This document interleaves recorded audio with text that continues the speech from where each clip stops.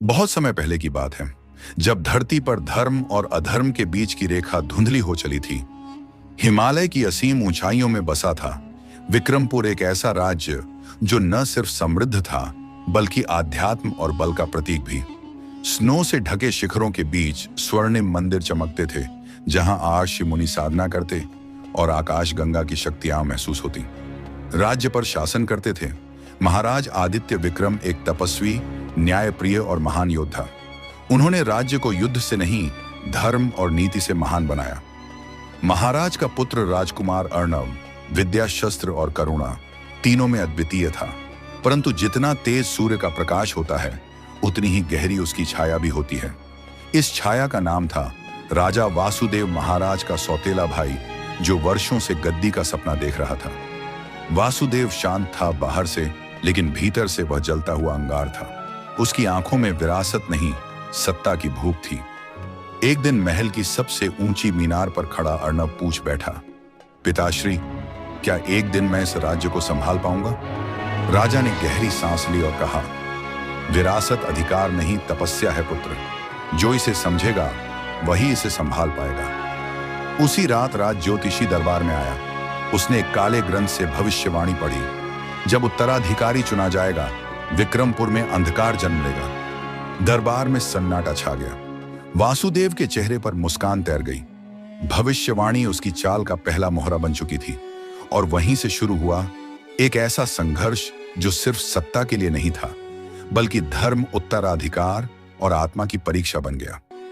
राजा ने तय किया, राजकुमार को उत्तराधिकारी तभी बनाया जाएगा जब वो 3 परीक्षाओं को पार करेगा। और इस घोषणा ने विक्रमपुर के भाग्य की दिशा बदल दी, क्योंकि विरासत के सिंहासन तक पहुंचने का मार्ग अब फूलों से नहीं, आग, अंधकार और आत्म बलिदान से होकर गुजरने वाला था। सुबह के पहले प्रकाश के साथ शंखनाद हुआ। पूरे विक्रमपुर में घोषणा की गई, राजकुमार अर्णव की पहली परीक्षा आरंभ होती है। महल के आंगन में राजसभा इकट्ठी हुई। अर्षगण, योद्धा और जनता, सभी की नजर एक ही व्यक्ति पर थी, राजकुमार अर्णव। राजा आदित्य विक्रम बोले, पहली परीक्षा है आत्म ध्यान की अग्नि। जिसने अपने भीतर के भय को जीत लिया, वही राज्य को संभाल सकता है।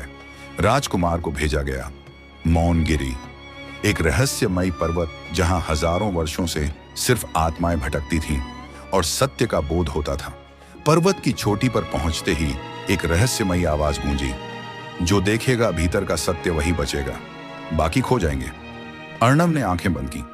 उसने देखा, बचपन के डर, मां की मौत का क्षण, युद्ध की हिंसा, पिता की कठोरता। उसके शरीर से पसीना टपका, लेकिन वो डगमगाया नहीं। उसने हर भय को स्वीकार किया, ना लड़ा न भागा। आंखें खोलते ही चारों तरफ उजाला था। पर्वत की आत्माएं शांत हो चुकी थीं और आकाश से एक दिव्य चिन्ह उसके माथे पर उभरा। नीचे दरबार में समाचार पहुंचा, राजकुमार ने पहली परीक्षा पूरी कर ली है। जनता में जयकार गूंज उठी। परंतु वासुदेव के महल में सन्नाटा था। उसकी आंखों में चिंता नहीं, बल्कि अगली चाल की योजना चमक रही थी। उसने बुलाया अश्मान, एक रहस्यमयी तांत्रिक, काले वस्त्र, पीली आंखें और विषैली हंसी। दूसरी परीक्षा से पहले ही राजकुमार को मिटा दो, वासुदेव ने कहा, पर ऐसे कि कोई शक न करे। दूसरे ही दिन महल के अन्न में विष मिला दिया गया। लेकिन भाग्य का खेल देखिए, अर्णव ने वह भोजन किसी भूखे बालक को दे दिया जो तुरंत अचेत हो गया। राजा आदित्य विक्रम ने स्वयं जांच का आदेश दिया और अन्न में मिला विष सामने आ गया। महल में साजिश की चर्चा फैल गई, लेकिन कोई नाम सामने नहीं आया। वासुदेव शांत खड़ा रहा, जैसे उसे कोई फर्क न पड़ा हो। उस रात अर्णव चुपचाप अपने कमरे की बालकनी में बैठा था। उसकी आंखें दूर आकाश को देख रही थीं। क्या मेरी परीक्षा राज्य के लिए है या आत्मा के लिए? उसने स्वयं से पूछा। तभी आकाश में बिजली चमकी और एक दिव्य स्वप्न उभरा, जिसमें 3 द्वार दिखाई दिए, धर्म, बल और बलिदान। कहानी यहीं से मोड़ लेती है। अगली परीक्षा सिर्फ बाहरी नहीं होगी, बल्कि उसे परखनी होगी, अपने ही लोगों की वफादारी। राजसभा में अगली सुबह फिर शंखनाद हुआ। राजा आदित्य विक्रम ने गंभीर स्वर में कहा, अब समय है दूसरी परीक्षा का, विश्वास की अग्नि। इस बार परीक्षा का स्थान था द्रोण वृक्ष वन, जहां कोई भी अकेला गया वापस नहीं लौटा। और वहां राजकुमार को भेजा गया अपने 3 विश्वसनीय साथियों के साथ। यात्रा शुरू हुई। अर्णव के साथ थे वीरभद्र सैनिक, तिलक पुरोहित और नारायण मित्र। लेकिन किसी को नहीं पता था एक उनमें से वासुदेव का गुप्तचर था। द्रोण वृक्ष वन में घना कोहरा था। हर पेड़ ऐसा लगता जैसे निगाहें गड़ा रहा हूं और पत्तों के बीच से फुसफुसाहटें आ रही थीं। किस पर है तेरा विश्वास? रास्ते में वीरभद्र को सांप ने काट लिया। तिलक ने तुरंत एक झड़ी से उसका उपचार किया, पर अर्णव ने देखा झड़ी की पोटली में पहले से विष था। उसकी निगाहें तिलक पर गईं। क्या यही है धोखेबाज? लेकिन उसने कुछ कहा नहीं, केवल देखा और सोचा। रात को आग के पास तीनों बैठे थे। अर्णव ने कहा, कल सूरज उगने से पहले हमें सत्य द्वार तक पहुंचना है, पर वहां सिर्फ वही जा सकेगा जिसे दिल से भरोसा किया जाए। तभी अचानक हमला हुआ। जादुई भेड़िए जो सिर्फ डर को सूंघ कर आते थे। नारायण भाग गया, वीरभद्र डटा रहा और तिलक मंत्रों से रक्षा करने लगा। लड़ाई के बाद अर्णव ने नारायण से कहा, तुम्हारा भाग जाना भय का प्रमाण है। राज्य का भार ऐसा कोई नहीं उठा सकता। पर असली रहस्य सुबह सामने आया। तिलक ही असली गुप्तचर था। उसने वीरभद्र को नहीं, अर्णव को जहर देने की योजना बनाई थी। अर्णव ने शांत स्वर में कहा, तुम्हारे जैसे लोगों के कारण ही विश्वास की परीक्षा जरूरी है। और फिर तिलक को वही जड़ी खिलाई जो वो अर्णव को देने वाला था। तिलक गिर पड़ा और एक मंत्र बड़बड़ाया, राजा नहीं बचेगा, रक्षक ही भक्षक बन चुका है। अर्णव और वीरभद्र सत्य द्वार तक पहुंचे। वहां से उन्हें मिला एक रहस्यमयी ग्रंथ जिसमें विक्रमपुर की गुप्त विरासत और एक निशान दर्ज था। इस ग्रंथ में दर्ज था, राजवंश का एक और उत्तराधिकारी है जो परछाइयों में पल रहा है। अर्णव ने सोचा, क्या मैं ही राजा बनने के योग्य हूं, जबकि कोई और भी है जो इस खून का हकदार है? उसी समय महल में वासुदेव ने अगली चाल खेली। उसने राजा आदित्य विक्रम के भोजन में धीमा विष मिलाया। राजा की तबीयत बिगड़ने लगी। महल में हलचल मच गई। राजवैद्य बोले, यह कोई सामान्य बीमारी नहीं, यह कोई पुराना जहर है। राजकुमार जब लौटा तो देखा पिता बिस्तर पर पड़े हैं, आंखें बुझी बुझी सी, और मंत्रियों में खलबली मची है। वासुदेव ने सभा में प्रस्ताव रखा, राजा अचेत हैं, राज्य को कोई संभालने वाला चाहिए। राजकुमार अभी कच्चा है। अर्णव ने घोषणा की, राज्य को मैं संभालूंगा, पर जब तक राजा जीवित हैं, राज का हर निर्णय उन्हीं के नाम पर होगा। राजमहल में अंधेरे का साया बढ़ता जा रहा था। राजा आदित्य विक्रम बिस्तर पर पड़े थे और उनके आसपास केवल सन्नाटा था। मंत्रियों के चेहरे पर चिंता थी और राज्य में अफवाहें उड़ने लगी थीं। इसी बीच राजकुमार अर्णव ने उस रहस्यमयी ग्रंथ को खोलकर पढ़ना शुरू किया जो उसने सत्य द्वार के पीछे पाया था। उस ग्रंथ में एक नाम बार बार दोहराया गया था, नारायणी पुत्र व्योम। अर्णव ने पूछा, व्योम कौन है? उत्तर मिला, वह जो जन्मा तो महल में पर पाला गया जंगल में, एक राजकुमार जिसे इतिहास ने भुला दिया। उस रात अर्णव अपनी मां महारानी सौम्या के पास गया। मां, क्या मेरे अलावा भी कोई और? महारानी की आंखें भर आईं। हां, एक और था, तुम्हारा बड़ा भाई। उसका नाम व्योम था। उसका जन्म एक अशुभ तारे के समय हुआ। दरबारियों ने कहा कि वो राज्य के लिए अपशकुन लाएगा। राजा ने उसे बचपन में ही वनवास दे दिया, पर मैंने उसे एक वफादार दासी के साथ छुपा दिया, कहीं हिमालय की गहराइयों में।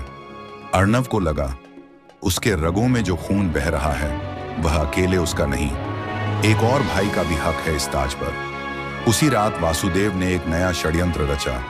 उसने काले जादू के झाता द्रव्यगण साधु को बुलाया जो आत्मा को भी वश में कर सकता था। वासुदेव ने कहा, राजा को नहीं मारना, बस उन्हें भुला देना है, ताकि वो अपने पुत्र को भी न पहचान सकें और ना ही अपने शत्रु को। अगली सुबह राजा ने आंखें तो खोली, पर उनकी आंखों में शून्यता थी। उन्होंने अर्णव को देखा और कहा, तुम कौन हो योद्धा? अर्णव स्तब्ध रह गया। उसने अपने पिता का हाथ थामा, पर जवाब में केवल एक मौन था। इसी समय महामंत्री वासुदेव ने सभा बुलाई। राजा अपनी यादें खो चुके हैं, अब उत्तराधिकार तय होना चाहिए। मंत्रीगणों में फूट पड़ गई। पर उसी समय महल में एक खबर आई। उत्तर दिशा से एक सन्यासी आया है जो कहता है कि वह राजवंश से है। राजसभा में एक युवक प्रवेश करता है, चेहरा साधारण पर आंखों में ज्वाला। उसने कहा, मेरा नाम है व्योम, मैं इस राज्य की भूली हुई विरासत हूं। सभा में सन्नाटा छा गया। अर्णव ने आगे बढ़कर उसे देखा। दोनों की आंखें मिली, जैसे आत्मा आत्मा से टकरा गई। अगर तुम सच में मेरे भाई हो, अर्णव बोला, तो मैं तुम्हारा स्वागत करता हूं। राज सिंहासन पर मेरा अधिकार नहीं, हमारा अधिकार है। पर वासुदेव हंसा। दो भाइयों के बीच राजगद्दी नहीं बांटी जाती। यह युद्ध की शुरुआत है और विरासत का अंत। उसने दरबार में एक आदेश सुनाया। राज्य का उत्तराधिकारी केवल वह होगा जो तीसरी परीक्षा पास करेगा, धैर्य और बलिदान की अग्नि। राजसभा के बीच गूंज रही थी वासुदेव की घोषणा। विरासत का उत्तराधिकारी वही बनेगा जो तीसरी परीक्षा, बलिदान की अग्नि को पार करेगा। राजकुमार अर्णव और व्योम दोनों सहमत हो गए, ना सत्ता के लिए बल्कि सत्य के लिए। तीसरी परीक्षा का स्थान था ज्वालांचल तपस्थली, जहां अग्नि देवता का प्राचीन मंदिर था। कहते हैं वहां केवल वही जीवित लौटता है जो अपना सर्वस्व त्यागने को तैयार हो। राजमहल से एक शाही जुलूस निकला। 2 उत्तराधिकारी, एक विरासत, और पूरा विक्रमपुर राज्य उन्हें जाते हुए देख रहा था। ज्वालांचल में प्रवेश करते ही आकाश में बिजली चमकी और एक रहस्यमय आवाज गूंजी। किसका बलिदान बड़ा है, जो रक्त दे या जो संबंध तोड़े? पहली अग्नि परीक्षा में दोनों से पूछा गया, राजा बनने के लिए क्या तुम अपने प्रिय को त्याग सकते हो?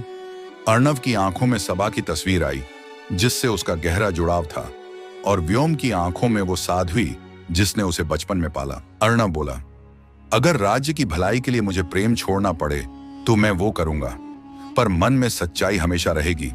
व्योम बोला, मैंने प्रेम कभी पाया ही नहीं, पर अगर मेरा त्याग राज्य को दिशा देगा तो वह भी एक सेवा होगी। दूसरी अग्नि परीक्षा, क्या तुम अपने सबसे प्रिय व्यक्ति का नाम मिटा सकते हो, इतिहास से भी? यह प्रश्न अर्णव के लिए पिता की याद थी और व्योम के लिए उसकी मां की परछाई। उनके मौन में ही उत्तर था, त्याग का घातक रूप। इस बीच वासुदेव ने मंदिर के बाहर अपने सैनिकों को तैनात कर दिया। उसका इरादा था जो बाहर आए वह उसका आदेश माने। तीसरी और अंतिम परीक्षा, बलिदान की अग्नि में प्रवेश करो, पर जो अंदर जाएगा वह अधूरा लौटेगा। दोनों भाइयों ने एक दूसरे की ओर देखा और बिना कहे समझ लिया, कोई एक ही जा सकता है और शायद लौटेगा नहीं।